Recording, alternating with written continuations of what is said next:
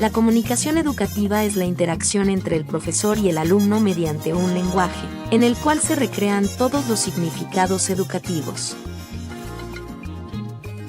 Mcaprun advierte de la diferencia entre comunicar y comunicar. Comunicar es el acto de informar, transmitir, emitir, y comunicar significa diálogo, intercambio, relación de compartir, correspondencia y reciprocidad. El significado y la semántica más común de la comunicación es la de transmitir información o hacer circular un conjunto de datos de un remitente a un receptor. Comunicación y comunión. La comunicación es unidad o comunidad entre las personas que entran en la interacción comunicativa y actitud de disposición para interactuar. En la vida cotidiana a menudo confundimos los conceptos de información, interacción e interactividad, considerándolos sinónimos de comunicación. Entre estos conceptos existen diferencias significativas que en el ámbito educativo se perciben y reflejan en las características y tipos de proceso de enseñanza-aprendizaje. La información es un fenómeno en el que el mensaje solo viaja en una dirección del emisor a un receptor que puede ser o no alguien concreto y que, por lo general, suele ser un grupo. Lo característico de la información es el camino unidireccional de los mensajes hacia un grupo grande donde la retroalimentación no es inmediata y tiene la forma de cumplimiento o no de lo que se transmite, por ejemplo, cumplimiento de la regulación. La interacción es un concepto psicosocial que implica influencia recíproca, que en muchos sentidos transmite información y en otros también promueve comunicación. La interacción implica una relación bidireccional de intercambio. Al no haber bidireccionalidad, no podríamos hablar de interacción, sino de transmisión de información. La generación del cambio. Es evidente que las nuevas generaciones de educadores venimos con la idea de ser el maestro que necesitamos. Por experiencia propia, vivimos un lapso de educación y tomas de decisiones, el cual nos hace pensar que es lo que las nuevas generaciones necesitan, tomando en cuenta que son cambiantes y de la mano con la innovación que en este caso es la era tecnológica. Ahora es muy fácil saber o investigar sobre algún tema y de alguna manera aprendemos a buscar un buen contenido funcional y sustentado por nuestra práctica. Conocimientos y adecuaciones que podamos hacer pertinente a nuestra necesidad como docentes, desde libros, actividades, proyectos y todo lo que tenga que ver con la educación. Actualmente en redes encontramos a profesores que suben contenido sobre sus clases y como les es más fácil a ellos con bases teóricas, conocimiento y parte de su creatividad para implementarlos en el aula. Cuidando la identidad de los alumnos, tenemos que tener un punto claro, el cual nos resuena en la mente que no todos los niños son iguales o se encuentran en las mismas condiciones. Es por ello que desde el primer día el docente analiza a sus alumnos de acuerdo a sus habilidades y su percepción para poder investigar a manera grupal su grupo. Debe de realizar una comunicación sutil que conecte con ellos y especifique desde un principio las reglas y funciones, roles, etc. Esto además de disciplina nos habla de una comunicación clara que como lo vimos anteriormente va acompañada de puntos importantes como ser dinámico y expresivo, tener postura corporal abierta y relajada, ser auténtico en todo lo posible sin dejar la teoría de lado y la congruencia es el factor más fundamental para hilar todo y el profesor asuma el protagonismo como el principal organizador. La interpretación de la expresión del otro depende de nuestra capacidad de encontrar un terreno común. Pero encontrarlo no es una acción posterior al entendimiento, es condición para ello. Toda la comunicación descansa en ese compartir, en el saber que el otro comparte con nosotros un mundo y una manera de pensar. Adaptado de Claassen, C.W. y Lindsay, P.L., 1996. La comunicación en el aula, diagnóstico de la Dra. Analía de Longhi. La docencia es una profesión basada en dos pilares fundamentales, la transmisión de conocimientos y la comunicación entre alumnos y profesores. Los dos procesos progresan simultáneamente. Pueden tomar diferentes formas según las estrategias utilizadas. Se suele notar que los docentes son exigentes en el proceso de formación porque aportan contenidos con nuevas estrategias o métodos para diseñar o rediseñar el contenido que se pretende dar. Pero no es suficiente porque cada alumno lo percibe distinto. Pero, ¿cómo se comunica con los estudiantes de acuerdo a los contenidos y aprendizaje que se espera? ¿Quién no sabe hablar de su disciplina? ¿Puede cada maestro transformar el contenido que se enseña? ¿Cómo los alumnos comprenden o asimilan el conocimiento a través de las actividades lúdicas, escritas y demás? ¿Todos los profesores interactúan con los estudiantes a partir del material que enseñan? ¿Qué parte comparten?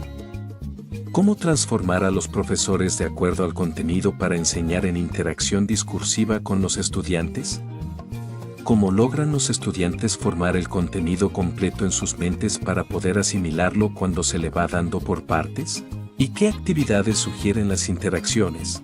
Estas preguntas constituyen actualmente las preocupaciones didácticas esenciales y ser el objeto sobre interesantes debates con docentes en espacios de formación. Enseñar no es una tarea sencilla y a veces los profesores se enfrentan a retos y batallas ajenas lejos de lo que pertenece a la educación, aunque a pesar de ello lo realizan. Debido a la dedicación en la preparación en clase, los estudiantes aún no entienden, no escuchan, malinterpretan o no leen lo que se les explica, sienten que están hablando un idioma desconocido para ellos. Sienten que los profes contestan igual todas sus dudas, simplemente se habla con la pared. Esto se debe a los diversos factores que se encuentran en los vínculos de familia, comunidad. Los estudiantes, por su parte, suelen comentar sobre sus compañeros, por ejemplo: los profesores explican pero no sabe explicar bien cuando da un tema y después otro, no tiene hilación de un tema con el otro. Y por otra parte, sienten los alumnos que están perdiendo el tiempo en clase, piensan que lo les explicamos. Enseñamos y realizamos es lo mismo que lo que se encuentra en el libro, o que pregunten por qué. En vano o preguntas repetitivas para pasar de largo y el tiempo se alargue para no ver los demás temas, etc. ¿Cuál es el problema? La respuesta simple puede ser que la clase recibe el beneficio si los estudiantes estudian antes. Si se preparan a ser disponibles a aprender, entonces sabrían de lo que estamos hablando. Tiene que ver con los profesores y lo que explicamos es verdad. Aprender y enseñar es. Aprender es reestructurar lo que ya conocemos, poder revisar los conocimientos previos y de sentido común, construir modelos y representaciones para interpretar lo nuevo, construir y acumular conocimientos con niveles de complejidad creciente, establecer relaciones conceptuales, tomar conciencia de lo que aprendemos, cómo aprendemos y para qué lo aprenderemos, construir desempeños flexibles y ser autónomos en el manejo del saber. Enseñar es tener un modelo de enseñanza como fundamento, posicionarse respecto a cómo creemos que aprenden nuestros alumnos, construir modelos y representaciones para interpretar lo nuevo, generar un sistema de referencia para ese aprendizaje, experiencias, actividades, etc. Establecer relación entre esos sistemas de referencia y los modelos y teorías del alumno. Guiar el aprendizaje y las aproximaciones sucesivas al conocimiento nuevo. Vigilar e ir legitimando el progreso en el aprendizaje. Utilizar variedad de estrategias de enseñanza y generar variedad de estrategias de aprendizaje. Es necesario, el papel del estudiante es aprender para poder enseñar en la vida y que le sea útil todo lo que por años practicara. Actualmente hay un consenso respecto a la necesidad de implementar un modelo constructivista de enseñanza porque resulta el más apropiado y el que justifica una forma de comunicación adecuada. ¿Qué es aprender y enseñar para esta postura? El modelo de comunicación en el aula que, según ha demostrado la investigación educativa, es de poco beneficio para guiar el aprendizaje de los estudiantes y para la construcción del conocimiento es el llamado telegráfico por analogía con el medio de comunicación. Este mismo establece un flujo unidireccional del mensaje donde el profesor actuaría como emisor y el alumno como receptor. Como sabemos, es ese docente quien solo informa a partir del texto, oral o escrito. En cambio, desde finales de la década de los 50 se apoya un modelo que ve la comunicación insertada en el sistema cultural del aula, hablamos entonces de un modelo orquestal. De este modelo se sostiene que en el aula todo comunica, actitudes, tonos de voz, la secuencia del desarrollo temático, la forma de preguntar o responder, etc. Y que tanto los profesores como los estudiantes son emisores y receptores al mismo tiempo. Así, las estrategias de comunicación favorecen la enseñanza constructivista, que consideran, por un lado, que interactuamos en base a significados, donde creamos aprendizajes significativos y estos difícilmente son olvidados, que brindamos los mensajes, tanto el profesor como los alumnos, y por otro, orientamos este proceso pensando en un resultado, es decir, esperamos algo del otro individuo. Este último aspecto, pensar que nos estamos comunicando para que el otro entendernos, aunque parezca obvio en la profesión docente, no siempre se es lo que se piensa, sino por el contrario se debe analizar lo que realmente sucede en las clases. Esto se debe a que comunicarse bien no es un don con el que uno nace, sino más bien es una competencia docente en la que hay que entrenarse, es cuestión de actitud hacia la enseñanza y el conocimiento y compromiso por el mismo. Además de ser una herramienta sumamente importante dentro del aula y practicidad del conductismo en base a las reglas y acuerdos que se llevan a cabo desde el inicio del periodo escolar para tener claro cómo funcionamos dentro del aula. La interacción comunicativa.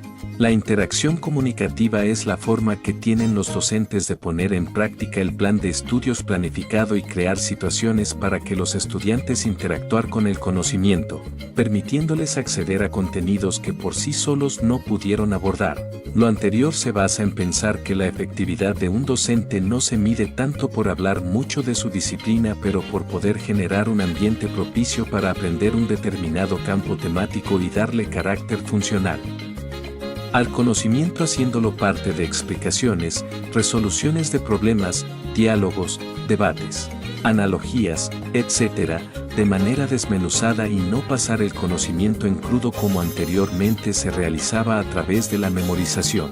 El lenguaje forma parte de la cultura y se ubica como una pantalla entre nosotros y los otros.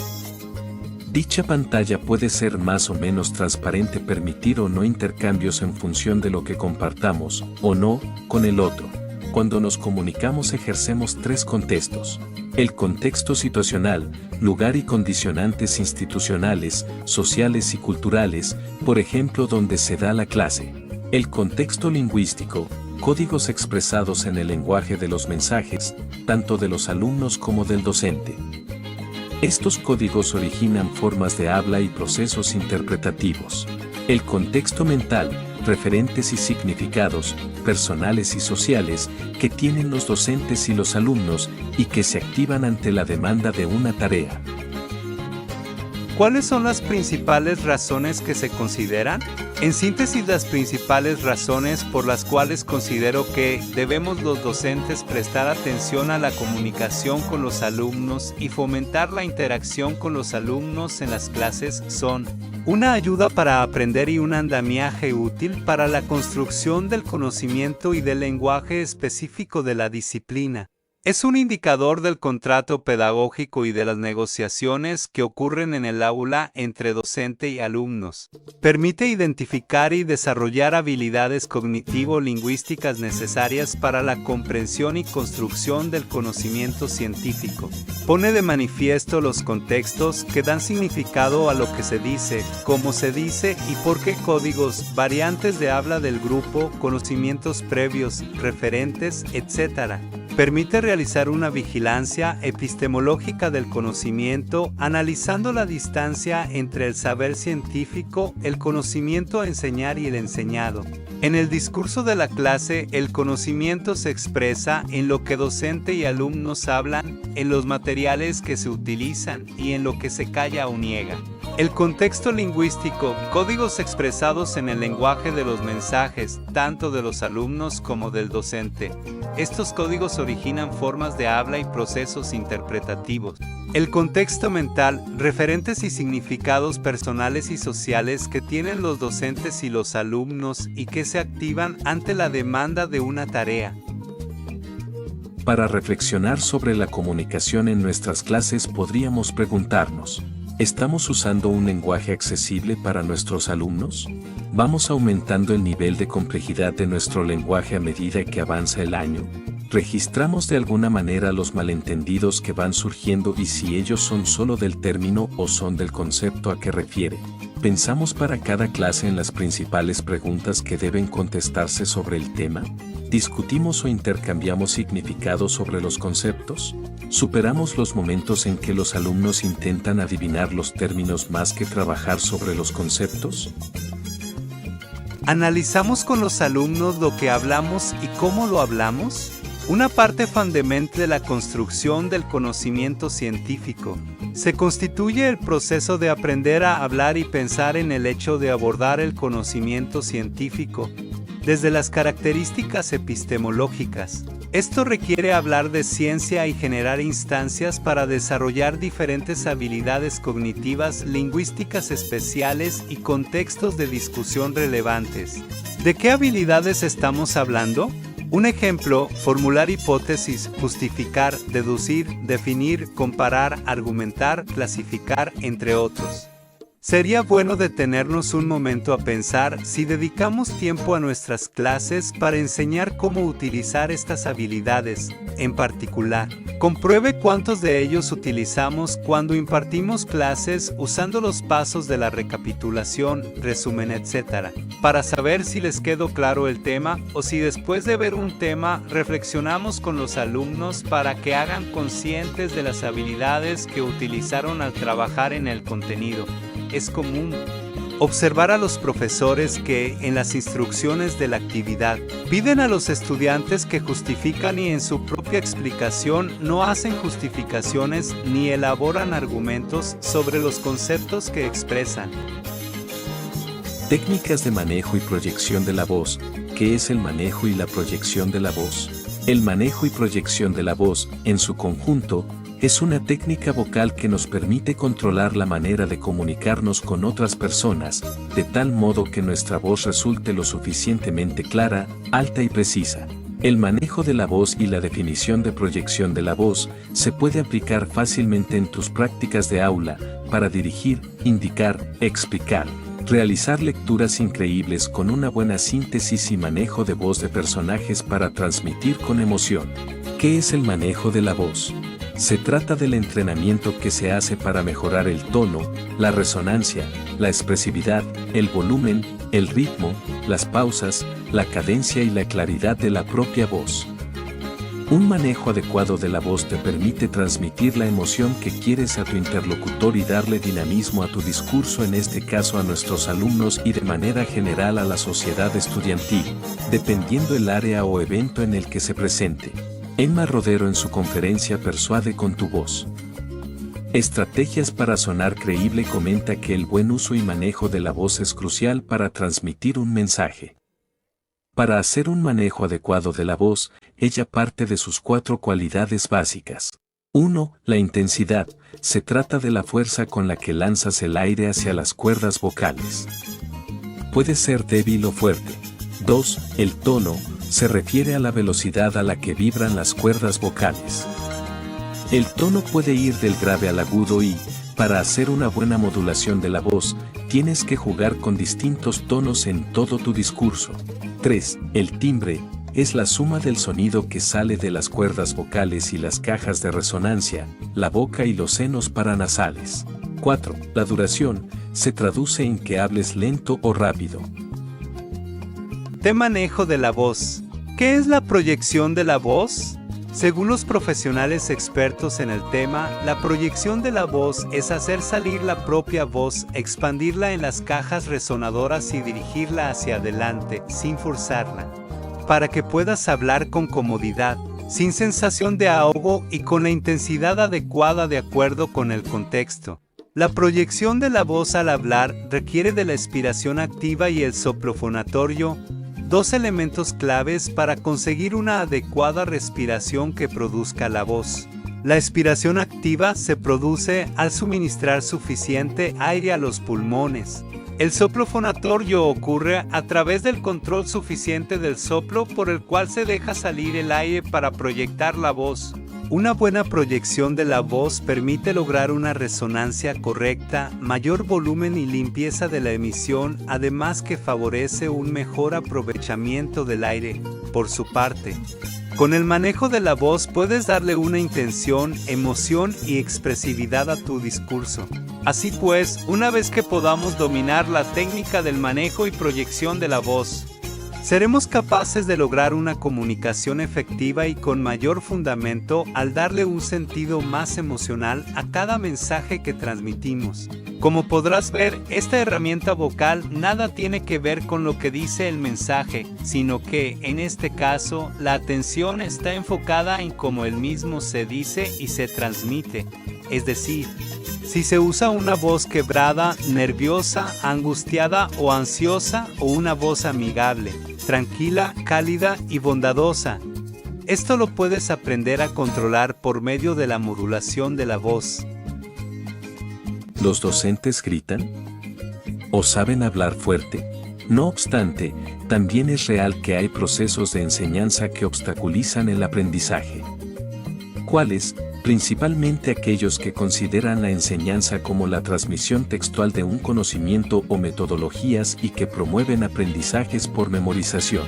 He aquí donde chocan los enfoques culturales de lo que se hacía antes a lo que se hace de la hora. Es por eso la discusión que se plantea en los nuevos modelos educativos, porque nadie nos enseña a comunicar, cómo comportarnos, cómo manejar parte de nuestro diafragma para el manejo de voces y transmitir correctamente las emociones a la hora de indicar o promocionar algún tema educativo que se pueda vincular con uno de su interés personal. También saber cuáles son las palabras correctas para no detonar casos de agresividad en algunos temas con respecto a nuestros alumnos, porque en muchas instituciones educativas a nivel superior nos instruyen teóricamente, pero a nivel práctico no siempre es posible.